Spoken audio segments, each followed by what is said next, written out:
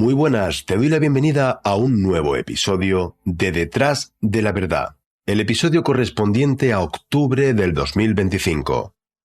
Mi nombre es Fran Muñoz y junto a Carmen te lo narraremos.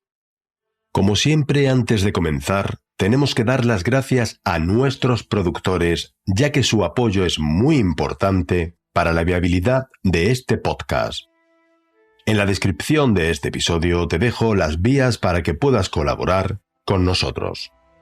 Si te gustan nuestros episodios, te pido encarecidamente que nos des un me gusta, que nos dejes un comentario y que lo compartas con tus amigos para ayudarnos a seguir creciendo. En el episodio de hoy nos trasladamos al suroeste de Asturias, al municipio minero de Degaña, un paraíso escondido de belleza natural con bosques, arroyos y una gran riqueza de fauna y flora, incluido en el Parque Natural de las Fuentes del Narcea, declarado Reserva de la Biosfera. Allí nació nuestra protagonista, Seila Lorena Barrero Fernández, en 1981. Era la menor de los 4 hijos del matrimonio formado por Julia y Elías. Seila tenía 22 años. Una joven de gran atractivo, extrovertida y sociable, buena estudiante y mejor trabajadora. Acababa de finalizar sus estudios de turismo en la Universidad de Gijón, donde residía en casa de su hermana y trabajaba en una agencia de viajes de lunes a viernes a tiempo completo. Tras finalizar su jornada en la agencia los viernes, recorría los 150 kilómetros que le separaban de su Degaña natal, donde le esperaban sus padres. Todos los fines de semana trabajaba como camarera en el pub Joe Tim, uno de los bares más populares de la vecina localidad leonesa de Villablino, a escasos 20 kilómetros de Degaña. La noche del sábado 24 de enero del 2004 fue una jornada normal de trabajo en el pub, sin ninguna incidencia. El hijo del dueño del taller donde Seila había dejado su coche para reparar, le había llamado para decirle que el vehículo estaba reparado y se comprometió a llevárselo durante la noche al pub. Sobre las 3 de la mañana se presentó junto a su novia para darle las llaves del mismo y decirle que lo había aparcado junto a un bar donde Seila y el resto de trabajadores solían desayunar después del trabajo. A las 7 de la mañana, Seila y los compañeros cerraron el pub y se dirigieron como siempre al citado bar. Solo estuvo media hora ya que estaba cansada, le dolían los pies y quería irse a casa a descansar. El trayecto de regreso eran aproximadamente unos 20 minutos. A 15 minutos está el puerto de montaña de Cerredo, que separa a Asturias de León. Hacía una mañana fría y muy desapacible, con lluvia y niebla.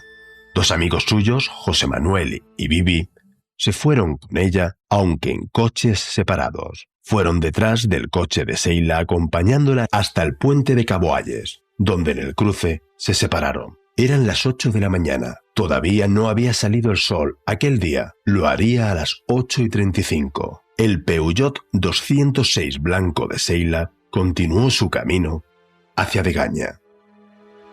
Los amigos se dieron cuenta de que una de las luces del freno del coche de Seila estaba fundida.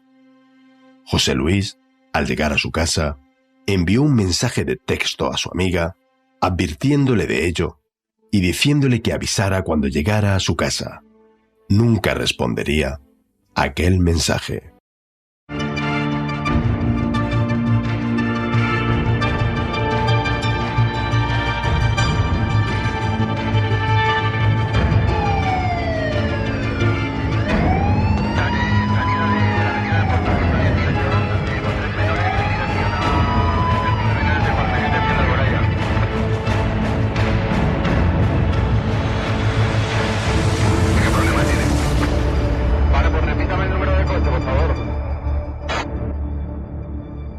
Detrás de la verdad.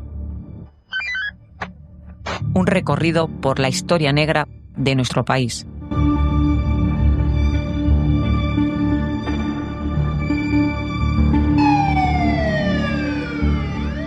Debido a que dejó su coche en el taller, Seila pensaba no regresar a Degaña y quedarse a dormir en Villablino, donde residía su hermano Elías.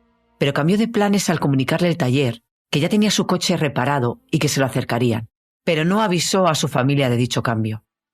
Estos se reunían todos los domingos para almorzar en casa de sus padres. Estaban convencidos de que ésta se había quedado a dormir en Villablino en casa de su hermano. Pero a la 1 de la tarde, cuando llegó Elías con su mujer e hija sin Sheila, hizo que el miedo se adueñara de ellos al no saber nada de su hija. Entonces Elías recordó que bajando hacia Degaña, el mismo recorrido que debía haber hecho su hermana esa misma mañana, le parecía haber visto, entre la niebla, en el alto del Cerredo, en un mirador junto a una caseta, un coche blanco pequeño, parecido al Peugeot 206 de su hermana, y se dirigió hacia allí. Al llegar comprobó que era el coche de Sheila. Al acercarse observó que la ventanilla del conductor estaba parcialmente bajada y su hermana apoyada sobre el volante. Pensaba que se había quedado dormida. Pero al abrir la puerta entró en shock. Una imagen que nunca olvidará. Su hermana estaba muerta y todo el asiento del copiloto lleno de sangre. La Guardia Civil recibió aviso de lo sucedido a la 1:20 de la tarde. Al llegar evidenciaron que no había signos de forzamiento ni de robo en el vehículo. La cantidad de sangre en el asiento del copiloto hizo pensar a los investigadores que el cuerpo de Sheila había sido colocado en dicho asiento después de asesinarla y que posteriormente colocaron su cadáver en el asiento del conductor. Sheila estaba correctamente sentada, pero un par de detalles llamó la atención de los agentes. Sus pies descansaban sobre los pedales. Las piernas estaban ligeramente cruzadas, lo mismo que ocurría con sus manos, que descansaban sobre sus muslos. El asesino había colocado el cuerpo con delicadeza, lo que parecía indicar una mayor implicación. El cuerpo no presentaba más signos de violencia que 4 pequeños hematomas de presión sobre su muslo derecho y un pequeño desgarro en las medias. En un primer momento se pensó que su muerte se debía a un golpe traumático en la cabeza, por lo que los agentes buscaron algún objeto o piedra por los alrededores. Pero 24 horas después, la autopsia realizada descartó la agresión sexual y desveló la verdad. A Sheila le habían arrebatado su vida con un disparo a cañón chocante sobre su nuca con un arma de pequeño calibre. Presentaba un orificio de salida prácticamente inapreciable por su ceja derecha. El proyectil tenía tan poca fuerza que se estrelló contra la esquina izquierda del parabrisas, pero solo lo astilló. La bala rebotó y fue encontrada en el salpicadero del coche al día siguiente. Este error fue muy importante porque en el lugar donde se encontró su cuerpo y en el interior del vehículo no se hicieron los estudios correspondientes de trayectoria del disparo y residuos de pólvora. Era un día eminentemente fatal, de muchísima lluvia, además lluvia racheada, niebla, y entonces bueno, llegamos y ya vimos, intentamos hacer una primera inspección del lugar y demás, pero era imposible. Allí en el lugar de los hechos era imposible porque bueno, yo pocas veces vi en la larga vida que llevo ya de la carrera de la Guardia Civil, jamás había visto un día tan malísimo. Se decidió pues el coche tal cual como estaba, cogerlo en una grúa y llevarlo al acuartelamiento de Cangas de Narcea para ya hacerle ya minuciosamente una inspección. Y el cadáver de Sheila, pues llegaron allí los servicios funerarios una vez que ya el juez autorizó y el forense el levantamiento del cadáver y se llevó aquí a Oviedo para realizarle la autopsia. En principio, bueno, se vio que tenía heridas contusas en la cabeza, pero hasta la inspección ocular del día siguiente en el vehículo no se localizó un casquillo entre los asientos delanteros y traseros en el suelo del vehículo. Y también localizamos un proyectil alojado entre la luna delantera y la goma que sujeta a dicha luna. Entonces después ya en autopsia ya se comprobó que había sido con arma de fuego, etcétera. En un principio, lógicamente, cuando vimos el cadáver, bueno, ya vimos la sangre que tenía y demás, ya vimos que había sido una muerte violenta en un principio. Si bien pensamos que había sido con un objeto contundente, no pensamos en ningún momento que había sido un disparo de un proyectil. Pensamos que había sido un objeto contundente. Entonces, bueno, intentamos buscar por el lugar de los hechos y tal, alguna piedra, algún objeto que pudiera tener indicios de sangre, algún resto, alguna cosa y tal. Y bueno, cogimos algunas muestras y demás, Y empezamos la primera investigación, lógicamente, acto seguido, una vez que ya dijimos que hemos llevado el vehículo y que una vez que hemos ya inspeccionado muy bien el lugar de los hechos, así todo, aquello quedó acordonado y con vigilancia, puesto que ya se acercaba la noche, para que lógicamente después hacer todavía otra inspección más minuciosa al día siguiente. Y ya empezamos, pues ya hablamos con la familia, con los padres, con el entorno de donde había trabajado y demás, y todas aquellas personas que tuvieron algún tipo de relación con ella durante esas últimas horas, y aquellas otras personas que nos fueron comentando que tuvieron algún tipo de relación bien afectiva o bien de amistad o tal, ya las fuimos pasando, porque fijamos para trabajar y todo eso lo fijamos en el cuartel de Villablino, porque estaba cerquita, y entonces ya fueron pasando esa misma tarde, ya tomamos un montón de declaraciones a todo el entorno y tal. En un principio, sí, una supuesta agresión y sin tener mucha idea todavía en un principio en cuál era el motivo por el cual había sucedido. A Sheila la abordaron en el puerto de Cerredo, en un sitio estratégico, una curva estrecha, lo que indicaba el conocimiento del terreno y la premeditación del asesino o asesinos. El vehículo de la joven, a pesar de la niebla, era fácil de localizar porque llevaba un faro fundido. La joven debía conocer al agresor o agresores porque detuvo el vehículo en plena curva. La ventanilla del conductor fue encontrada bajada unos 2/3 de su posición normal. Estaba lloviendo y por supuesto era poco probable que Sheila condujera con la ventana bajada, por lo que se cree que bajó la ventanilla para hablar con su agresor, lo que indica sin ninguna duda que conocía a la persona que le había hecho parar en la curva y confiaba en él. El suelo del vehículo estaba mojado justo debajo del asiento trasero. Sheila había conducido inicialmente sola en su coche cuando salió de Villablino. Esto, junto con la trayectoria de la bala, llevó a los investigadores a creer que su asesino había accedido de alguna manera a la parte trasera del coche, probablemente invitado por la joven. Poco después, rodeó con el brazo el cuello de nuestra protagonista, hubo un breve forcejeo y le disparó a cañón chocante por el espacio existente entre el asiento del conductor y el reposacabezas. En la inspección ocular del vehículo, no se hallaron huellas dactilares ni restos de ADN que fueran esclarecedores. En el asiento trasero los agentes encontraron una bufanda negra que incluso a día de hoy sigue siendo uno de los mayores misterios en la investigación. Esta bufanda tenía un escudo bordado a mano en uno de sus extremos. Parecía un escudo de armas, con un libro, una flor y lo que parece una cabra colgada de un arnés, con la leyenda escrita «Artes y honor». En dicha bufanda se encontró una fibra textil azul de otra prenda.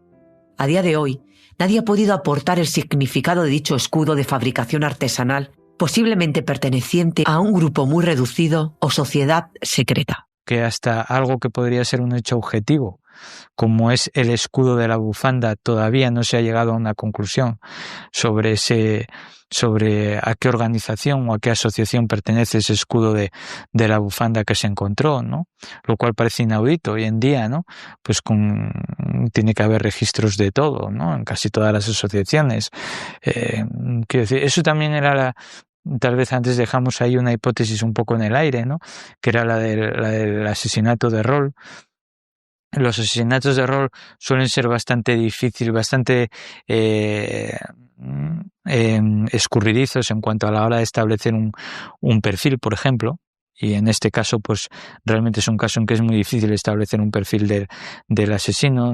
Y luego, por otro lado, el hecho de que haya un escudo ahí de la bufanda, pues un escudo que es claramente idiosincrásico de una organización pues minoritaria, pues probablemente pues un escudo que mandaron a hacer un grupo de amigos. Es lo que a mí me ha despertado un poco curiosidad en cuanto a posibilidades de esta hipótesis del rol, ¿no? Que sea una organización secreta o una organización de este tipo, ¿no? Bueno, realmente sí es cierto, apareció una bufanda negra en el vehículo, en los asientos posteriores, y sí, fue objeto de una investigación profunda. Tiene un símbolo, en ella tiene, hay una figura, y hemos investigado, hemos andado por todos los sitios, hemos preguntado ya en todas las partes posibles de España, incluso hemos puesto en contacto con el extranjero, porque nos condujeron también a la Universidad de Oxford, de varios sitios, de Cambridge y demás, y hemos preguntado y tal, pero al final al día de hoy realmente no sabemos. En un principio es artesanal, o sea, no es comprada en producción, es artesanal y no sabemos realmente de dónde vino. Ese es un enigma que aún todavía tenemos sin resolver. No sabemos, nadie de la familia la reconoce, nadie de las personas que hemos hablado con ellas, demás, la han visto con ella jamás, con la bufanda, y después a nivel de poder comprobar de dónde procedía, de que ese escudo, dónde es exactamente, dónde tal, pues tampoco, hasta el día de hoy no somos capaces. Y sí que es verdad que nos sería bastante importante si alguien en algún momento supiera la procedencia o algo al respecto de la bufanda, sí que nos vendría bastante bien el saber. Eso es un enigma que aún tenemos sin resolver. Bueno, la bufanda en su día tuvo una razón de ser importante desde nuestro punto de vista por varias razones. Primero, porque es una bufanda que aparece en el vehículo de la víctima en el momento en el que se la encuentra en el coche, a Sheila, porque ese vehículo había estado hasta esa noche misma en un taller, en una reparación, se había recogido esa misma noche, y los mecánicos han reconocido jamás haber visto esa bufanda dentro del vehículo, lo que nos lleva a pensar que ha tenido que aparecer en las horas inmediatamente posteriores a los hechos, y porque además, andando el tiempo, la propia Guardia Civil localiza una fibra en esa bufanda que parece que tiene cierta similitud con el que entonces era el principal sospechoso de las actuaciones. Claro, la suma de estos tres datos para nosotros nos hacía pensar que era un dato muy relevante desde el punto de vista de la investigación. Parece ser que el juzgado ha considerado que no lo es tanto, ¿no? Pero esa era la relevancia de esa bufanda, era esta precisamente. Y luego además esa bufanda tiene la simbología que recoge el escudo de la bufanda, es una simbología que no es una simbología estándar, que es una simbología que no se puede comprar en una tienda, en definitiva. Ha tenido que ser bordada por una persona de manera artesanal y seguramente con una significación determinada. Y eso también añadía una especialidad en la bufanda que la distinguiría de muchas otras que podían adquirir en un comercio, ¿no? Esa es la relevancia de la bufanda. Y entendíamos que evidentemente nos podía llevar a una relación, por alguna de esas cuatro causas, a alguna relación con el autor de los hechos, ¿no? O bien porque se detecte que ha estado en el vehículo esa misma noche, que desde nuestro punto de vista no cabe otra, o bien porque se detecte una relación pues, en las fibras con determinada persona o personas, o bien porque la simbología de esa bufanda pues, se pueda relacionar con alguien en particular. El arma utilizada en el crimen era una pistola del calibre 6.35 utilizada en pruebas deportivas. En dicha zona era normal comprarlas en el mercado negro del norte de Portugal. Un arma de poca fuerza, motivo por lo que el asesino disparó pegando el cañón a la nuca de la joven. Un arma de escaso diámetro, que causó un orificio de salida prácticamente inapreciable y con tan poca fuerza como te hemos contado, que el proyectil impactó en la luna delantera, pero no llegó ni a fracturarlo. A pesar de la poca potencia del arma, solo un disparo fue suficiente para acabar con la vida de Sheila. En el vehículo apareció un casquillo y apareció un proyectil, lógicamente. El casquillo es de la marca SB, de calibre 6.35, con lo cual... Y el proyectil también apareció adelante, porque después de pasar el impacto en la cabeza de Sheila, se estrelló contra el cristal delantero del vehículo.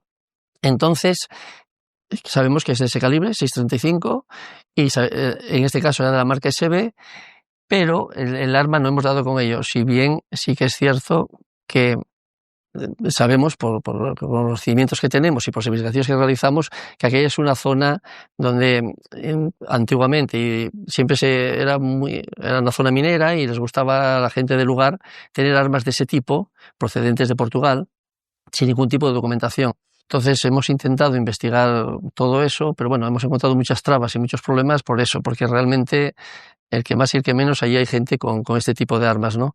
Y entonces al día de hoy no hemos encontrado alguna en las investigaciones, pero no, después ya comprobado y tal, no tiene nada que ver realmente con esto. Pero sí sabemos que es de calibre 6.35 y que realmente, bueno, pues fue un arma pequeña y sí, eso sí que lo tenemos, pero bueno, al día de hoy todavía no hemos encontrado nada. La Guardia Civil empezó a investigar el caso e interrogar a fondo a su entorno más cercano, familiares, amigos y posibles testigos. Sus amigos José Luis y Bibi fueron las últimas personas que vieron con vida a Sheila hasta que se separaron en el puente de Cabo Hayes y fueron los primeros investigados, aunque fueron rápidamente descartados por los agentes. Tenían testigos que los vieron llegar a sus respectivas casas. Además, este último, José Luis, fue quien mandó el mensaje de texto que te hemos contado al llegar a su casa, y así quedó perfectamente acreditado. A nivel sentimental, Sheila había tenido una relación estable de varios años con Theo, hasta el verano del 2003, que rompieron dicha relación, aunque seguían llevándose muy bien.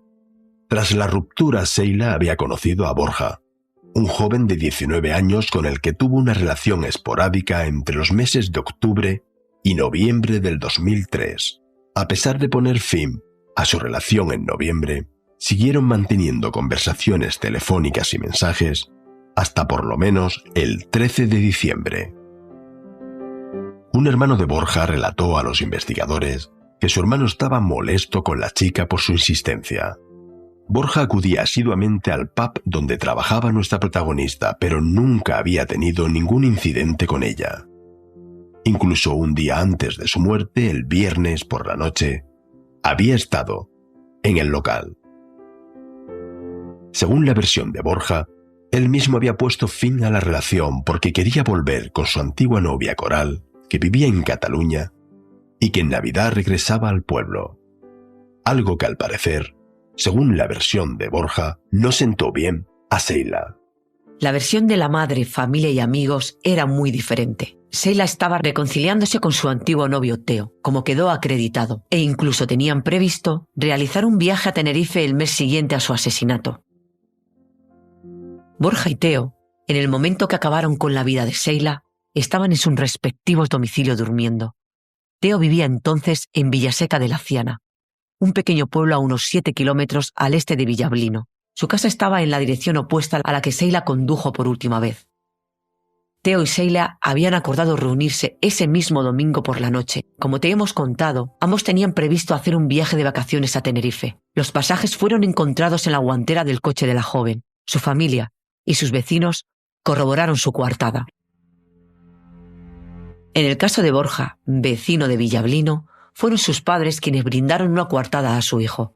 Manifestaron que éste no había salido ni la noche de antes ni la mañana del crimen. Además, el joven no tenía carnet de conducir, a pesar de que eran muchos los testigos que manifestaron haberlo visto conducir a menudo.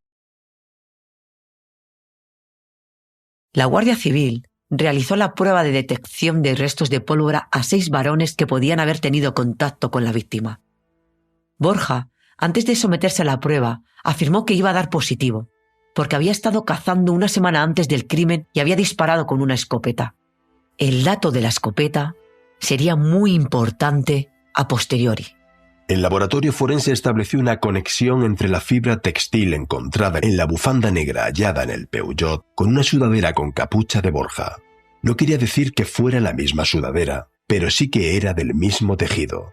Además, este dio positivo en la prueba de pólvora, hallándose restos en su brazo y hombro derecho, así como en su chaqueta.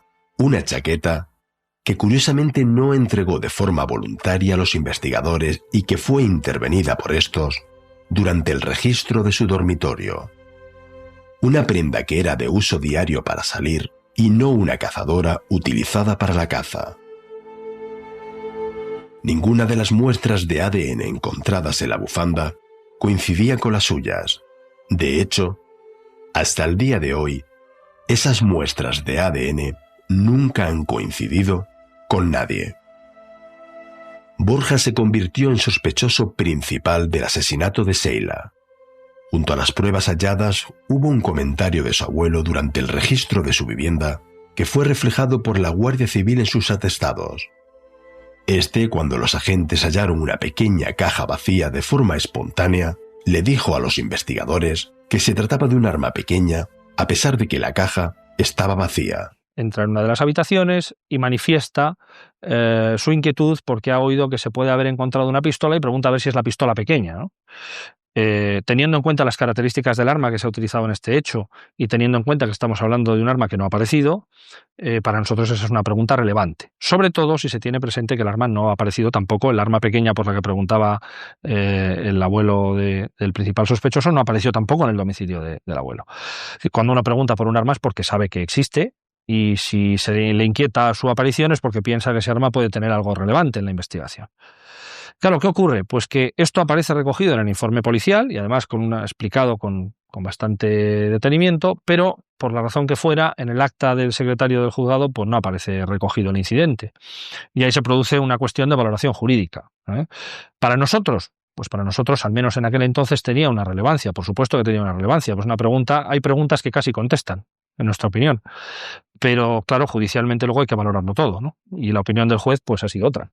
La Guardia Civil consiguió identificar en el verano del 2004, gracias a los posicionamientos de sus móviles, a 2 cazadores que habían pasado sobre la misma hora por la curva donde Sheila fue abordada y asesinada. Acudieron a declarar a regañadientes, afirmando que no sabían nada del asesinato de la joven, cuando en la zona no se hablaba de otra cosa, y fue noticia en todos los medios de comunicación durante días y meses. Declararon que se encontraron de bruces debido a la niebla con el Peugeot blanco de Sheila, que estaba detenido en mitad de la calzada. Tuvieron que realizar una maniobra rápida e invadieron el carril contrario para evitar la colisión. Observaron un segundo vehículo delante del coche de Sheila, pero no llegaron a ponerse de acuerdo en si este vehículo era oscuro o claro.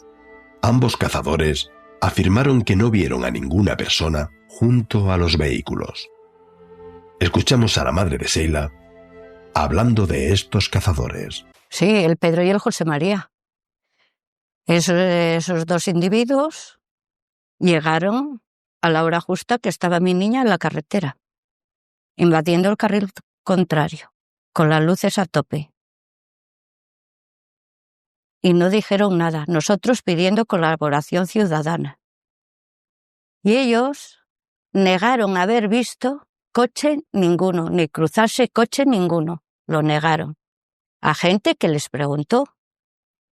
Luego ya, cuando los cogió la Guardia Civil, porque no les quedaba otra, que era la hora justa, ya dijeron que bueno, que les pareciera que era un accidente. Luego una pareja discutiendo. Y luego ya no vieron nada. Nada más que un coche blanco y otro oscuro. Ahí en la carretera. En la carretera, que nadie piense que era arriba. Era en la carretera. Entonces, bueno, no dijeron, no, a la hora de preguntarles no dijeron nada más. Ahora sí, sabemos que tienen muy buena relación con toda esa otra gente. Por algo será, que no dicen nada, ¿no? Empezamos a encontrarnos, como os decía, con esas primeras dificultades que se derivan de la pequeñez de los sitios. En principio todo el mundo opinaba, pero en cuanto sacabas el bolígrafo o la cámara, los nombres se perdían. Ya nadie opinaba. Se da el caso de que unos 10 o 12 cazadores que en la mañana del domingo estaban dispuestos a declarar, a lo largo de la semana se fueron perdiendo. Ya empezaron a no saber menos, a no saber nada, sino a no saber menos. Yo había pasado más tarde, yo no me había dado cuenta. Cuando la Guardia Civil empieza a intervenir, el pueblo quizás se cierra más. Se cree que justo en el momento en el que los cazadores se cruzaron con los coches, el asesino ya había acabado con la vida de la joven y estaría cambiando el cuerpo al asiento del pasajero. Después, retiró el coche de Sheila a unos 30 metros hasta la zona del mirador junto a la carretera donde fue hallado. Volvió a colocar a Sheila en el asiento del conductor, fue hacia su propio coche y se marchó del lugar. ¿Actuó solo o auxiliado por alguien? En julio de 2004, Borja fue detenido y decretada su prisión preventiva como presunto autor del asesinato de Sheila Barrero. Sin embargo, la prisión no duró mucho. Después de declarar ante el juez en el juzgado de Cangas de Narcea, fue puesto en libertad sin cargos. Según el juez, las pruebas presentadas eran meramente circunstanciales, lo que no era suficiente para mantener una causa contra el sospechoso. Se trata de una detención policial, se pone a disposición del juez porque en nuestro sistema, pues, quien detiene es la policía e incluso hay artículos en base a los cuales también un ciudadano normal y corriente puede detener a un individuo si está, por ejemplo, intentando cometer un crimen. Es decir, que lo de la detención, como se ha dicho muchas veces, en modo alguno ha sido judicial, sino que ha sido policial, ¿eh? Y es la policía el que después, como todos sabemos, tiene que ponerlo a disposición del juzgado. Y es ahí donde ya el juzgado, una vez que le recibe declaración, toma una serie de medidas, es cuando queda imputado, y imputado quiere decir que el sistema, lo que es todo el aparato judicial, va a ver y a comprobar si tiene algo que ver con los hechos que policialmente se quiere, digamos, hacer ver que se tiene algo, pero se queda precisamente en esa situación para defenderlo como a cualquier ciudadano, es decir, para ver qué pruebas puede haber o qué es lo que puede haber. Con las pruebas que hay, al 100% llegaría a la solución. O sea, del único sospechoso, con las pruebas que tenemos actualmente, las pruebas que se recogieron, que son meros indicios, no hubiera llevado a la condena de esa persona, porque son insuficientes para que un tribunal pueda condenar. Por muy sensibilizada que esté todo el mundo, incluso el jurado, porque claro, el jurado es más impresionable, el jurado popular mucho más impresionable que un tribunal profesional, pero aún así hay que valorar unas pruebas y yo aseguro que con lo que hay hasta ahora, al 100% llevaría a la solución. ¿Por qué no hacen caso a las pruebas de la Guardia Civil? Porque primero dicen que puede ser residuos de disparo de escopeta de caza cuando ya estaban descartados, pero la Fiscalía le da esa validez, o que las fibras de la chaqueta que no eran específicas, porque como había muchísimas chaquetas idénticas, pues que no se podía decir que era de esa chaqueta. El abogado defensor de Borja siempre quiso apuntar a que el crimen había sido cometido por un profesional. Pero si hubiera sido así, un sicario nunca hubiera utilizado un arma con tan poca potencia. Hubiera disparado desde el exterior, se habría llevado el casquillo empleado, no se hubiera tomado tantas molestias de mover el cuerpo de Sheila y depositarlo con delicadeza, trasladar el vehículo y no hubiera dejado olvidada su bufanda en el asiento trasero.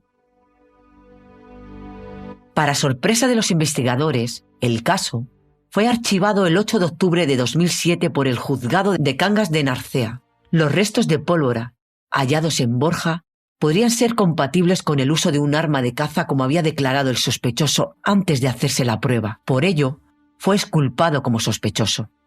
En el propio auto, el juez reseñó que se echaba de menos una inspección ocular más detallada del vehículo, una prueba de residuos y trayectoria del disparo en el coche, entre otras diligencias. En mayo de 2008, la Audiencia Provincial de Oviedo ratificó el archivo del caso. Nosotros, después de esa investigación, de esos 6 meses, nuestros indicios y nuestra investigación, pues, y nuestras pruebas nos dieron que esta persona pudiera tener parte en este homicidio. Entonces, nosotros con esas pruebas creímos que fueron suficientes en su momento y, lógicamente, lo presentamos a la autoridad judicial junto con ellas y después ya la autoridad judicial decidió, pues bueno, en un principio está archivado, pero nosotros seguimos trabajando exactamente igual.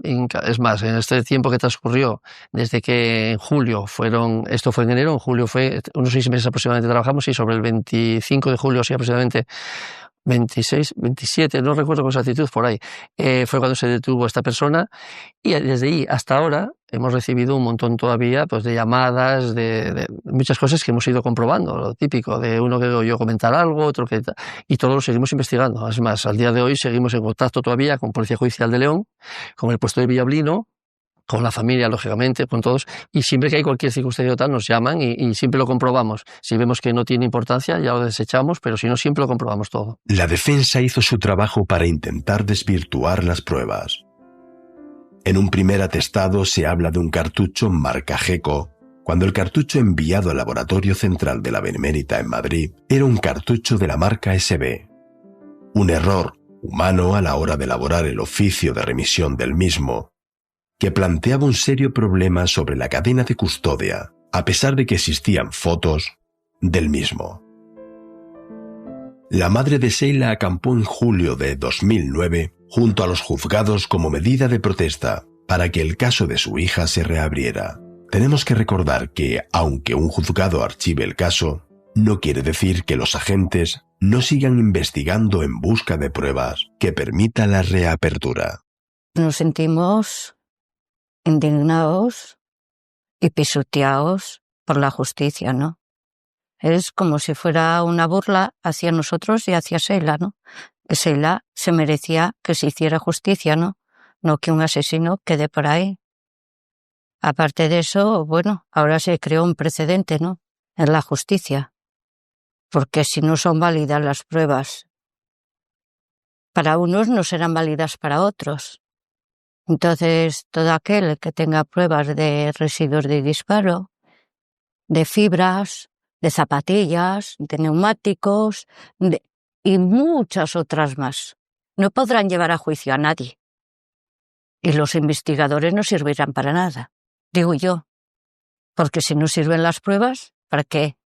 Y si no sirve todo eso para llevar a juicio a nadie, ¿vamos a quitar los investigadores? ¿Quitar los laboratorios? Y también quitar la fiscalía y los jueces, ¿para qué? Porque solamente se meterá en prisión al que se declare culpable. A la labor de la Guardia Civil estamos muy contentos, satisfechos, ¿no? Y si no fuera así, seríamos los primeros en decirlo o no, que somos los más interesados. Pero lo mismo el grupo de Oviedo, los de León, que los de Madrid, el grupo especial, ellos hicieron muy bien su trabajo y llegaron todos al mismo punto, a la misma persona. ¿Entiendes? Entonces, y las pruebas y todo llevaron todo a la misma persona y se archiva el caso para no ir a juicio. ¿Cómo es eso? Durante 4 años.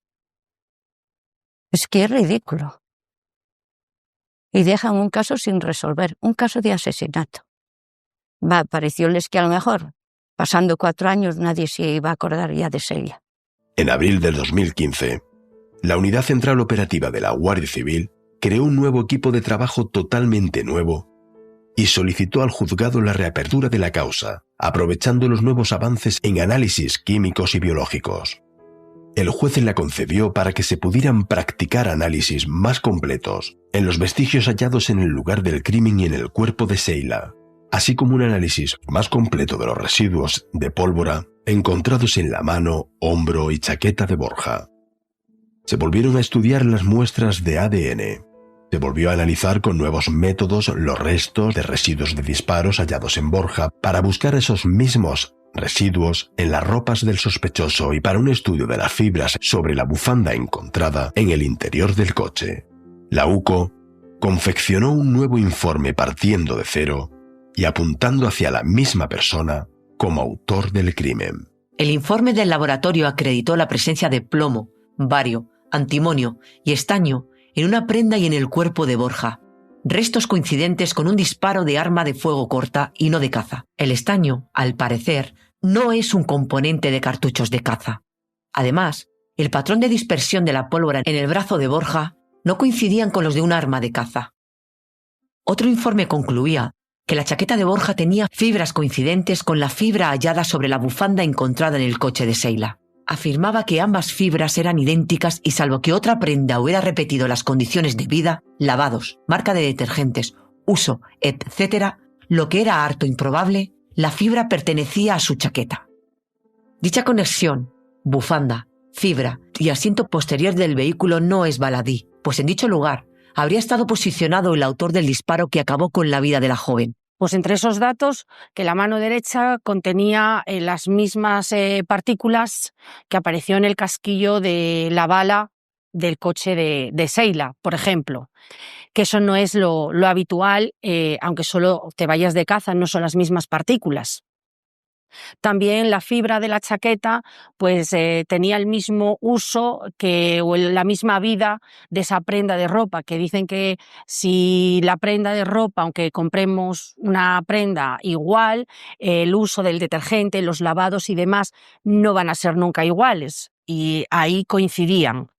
Y la conclusión de los peritos, tanto de la Guardia Civil, que por su parte lo siguen analizando en los laboratorios de la Guardia Civil, resulta que dicen que es específica de esa chaqueta, por su tonalidad, su grosor y su textura. O sea que no puede ser, entonces ya dicen que es específica, que ya no es cualquier otra chaqueta. Entonces ya es del fijo. Y después vuelven a analizar los residuos de disparo con nuevas máquinas en los laboratorios más potentes, y en la que descartan totalmente que es de cartucho de caza, que ya había quedado descartado, pero ahora lo afianzan más, y que es de cartuchería metálica, y que es lo mismo que el casquillo encontrado en el coche, que única y exclusivamente lo puede tener por haber disparado el arma, por estar a menos de 1,5 metros de la boca de fuego o por haber manipulado el cadáver. Ante los agentes se presentó un testigo que afirmó que los padres de Borja no habían estado en la casa familiar el fin de semana en el que se cometió el crimen, por lo que el joven había estado solo el fin de semana. Con este testimonio, la coartada que estos dieron a su hijo se caía, pero el juez no le dio validez. Un caso muy complejo y difícil, porque a pesar de las pruebas que apuntaban a un sospechoso claro, no hay un móvil suficiente, no hay testigos, no se encontró el arma, no hay una sospecha de compra en el mercado negro de esa arma. Hay pruebas, las hay, pero ¿son suficientes para condenar al sospechoso? Fiscalía manifestó que no tenía prueba suficiente para acusar a Borja con garantías. Ninguna prenda de Borja, ni la que entregó voluntariamente ni la que fue requisada durante el registro de su casa, tiene un solo vestigio de sangre de Sheila. En cuanto a los restos de pólvora hallado en su mano derecha, se insiste en la transferencia de los mismos.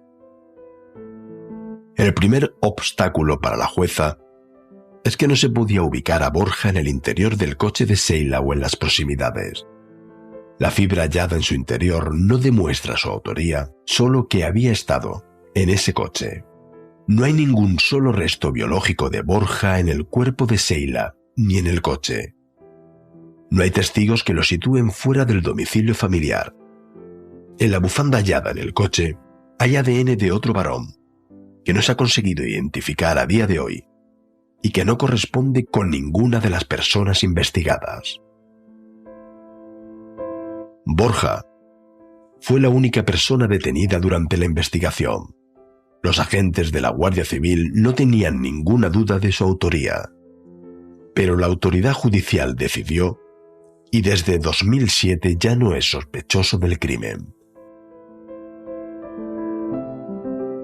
Las muestras de ADN perteneciente a dos personas diferentes nunca han coincidido con nadie que pudiera haber estado involucrado en el caso. Lo mismo ocurría con la bufanda. La policía judicial nunca ha podido encontrar una conexión con nadie ni saber el significado del escudo que llevaba bordado. Borja se casó y en la actualidad tiene un hijo. Todavía vive en Villablino. Es muy difícil socialmente luego, acabar con eso es prácticamente imposible, y luego el tratamiento de los medios tampoco es el adecuado, porque se suele poner a la familia de la víctima o la víctima y a una persona con la que se está, haciendo algo, que lo único que está haciendo el Estado de Derecho es tratar de garantizar que no suceda el que pueda ser, condenado sin nada. Pues claro, todo esto es francamente difícil, porque sí es verdad que en el mundo del derecho está la presunción de inocencia, pero en fin, esto es una quimera, es una falacia cuando saltamos al plano real, porque en el plano real es la presunción de culpabilidad. Quiero también señalar que no es normal que un ciudadano esté 4 años imputado en una causa con la que no tiene nada que ver. En ese sentido, también estamos estudiando, junto con la familia, el posible inicio de acciones de responsabilidad contra la Administración, de responsabilidad patrimonial, por lo que ha sucedido. Aunque también tengo que decir que el sistema, lo que es judicial, ha funcionado correctamente desde que se le señaló. Incapaz de soportar la constante sospecha y las acusaciones a sus espaldas, Teo, el novio de toda la vida de Sheila, abandonó la ciudad y se trasladó a Burgos. Está casado y trabaja como fontanero allí. En septiembre de 2020, la Audiencia Provincial de Asturias confirmó el archivo provisional de la causa nuevamente. La familia de Sheila sigue movilizándose para que se reabra la investigación sobre Borja. Están totalmente convencidos de que éste mató a su hija. El gran drama de este procedimiento, desde mi punto de vista, es ese. Nosotros, como digo, nos hemos ido basando en una serie de informes técnicos, periciales, que han elaborado profesionales de la investigación y que nos llevaban a una determinada sospecha que entendemos fundada. Claro, en un momento determinado un juez instructor reconsidera toda esa prueba y entiende que no hay indicios suficientes como para sostener una acusación. Claro, en este momento estamos ante una familia que ha perdido a una hija de manera violenta y que carece por completo de ninguna institución, ningún organismo, ninguna persona proveniente del mundo de la justicia que esté avalando o persiguiendo o continuando con una investigación judicial. Es decir, esto es tanto como suponer que la familia Barrero tiene que investigar el fallecimiento de su hija por su cuenta, el homicidio de su hija por su cuenta. Y esto es terrible. Es decir, lo que no puede ocurrir es que una familia, hoy por hoy, en un Estado de Derecho como el que estamos, tenga que buscarse por sus propios medios la forma de identificar al autor de la muerte de su hija en estas condiciones, ¿no? El gran problema es este. Entonces, ¿qué tiene que pasar a partir de ahora? Pues se produce una paradoja, porque por una parte tenemos que tener un dato nuevo que se pueda añadir a aquellos con los que ya contamos para continuar o reabrir una investigación, pero por otra ese dato nuevo solo puede surgir de un acto de investigación judicial o policial, con el que no contamos. Con lo cual, ¿qué tengo que decirle yo a la familia? ¿Que tiene que investigar por su cuenta? Es un poco locura, ¿no? Hasta aquí el episodio de hoy. Un nuevo caso que, por desgracia, está a pocos meses para su prescripción. No nos cansamos de repetir, desde estos micrófonos, que los delitos de sangre nunca deberían prescribir. Un asesino campa a sus anchas entre nosotros sin que haya pagado por este crimen cobarde. Este episodio está dedicado a Sheila. A su familia y amigos os deseamos que obtengáis la justicia que tanto necesitáis para poder descansar. Muchas gracias por dedicarnos algo tan preciado como es tu tiempo. Si te ha gustado, no olvides compartirlo con tus amigos, dejarnos un mensaje y darnos un me gusta. Algo muy importante para un pequeño podcast como es el nuestro. Recibe un fuerte abrazo de Fran y mío, quedando emplazados como siempre para el primer lunes del próximo mes. No sin antes recordarte que no te olvides de intentar ser feliz.